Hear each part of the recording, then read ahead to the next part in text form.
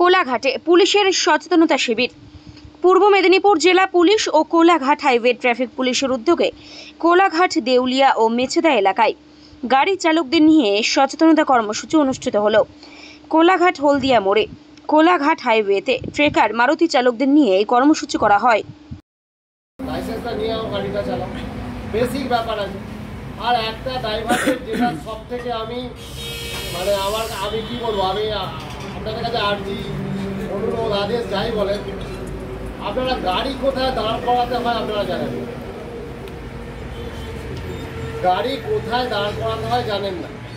Common sense আমি আপনাকে বলে দিই, এটার জন্য কোনো শিক্ষার প্রয়োজন নেই। আমি কোথায় গাড়ি দাঁড় করাবো, যে জায়গাতে আমার পেছনের লোকের যেতে অসুবিধা হবে না, গাড়ি পারাপারের অসুবিধা হবে না, পুলিশের সিগনালে অসুবিধা হবে না, যে জায়গা থেকে মানুষজনের রাস্তা দেখতে পাবে না, এরকম কোনো সমস্যা হবে না।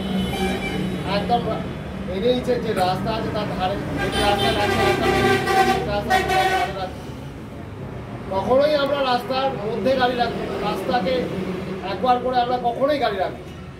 কারণ এনএইচে একটা গাড়ি একটা সামান্য ভুলে কত বড় অ্যাক্সিডেন্ট হতে পারে সেসব উদাহরণ সবাই তোমরা লোকাল ছেলে জেনে গেছে।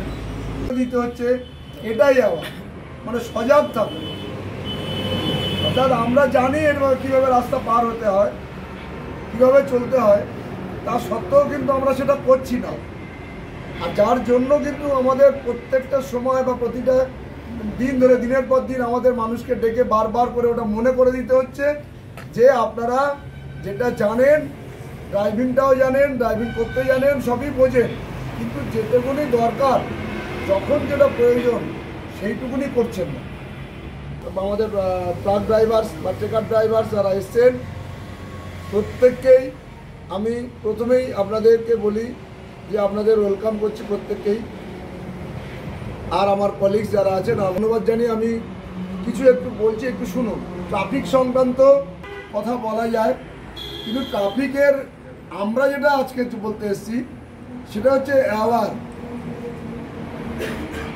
প্রত্যেককে সজাগ করা, প্রত্যেককে মনে করিয়ে দেওয়ার জন্য যে আমরা যখন রাস্তায় চলি আমরা জানি যে রাইট টার্ন করা যায় না, যেখানে সেখানেই আমরা রাইট টার্ন করতে যাচ্ছি।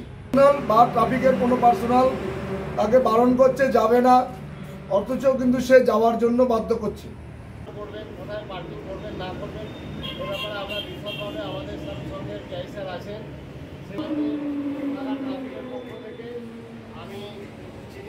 ব্যুরো রিপোর্ট, এখন সংবাদ।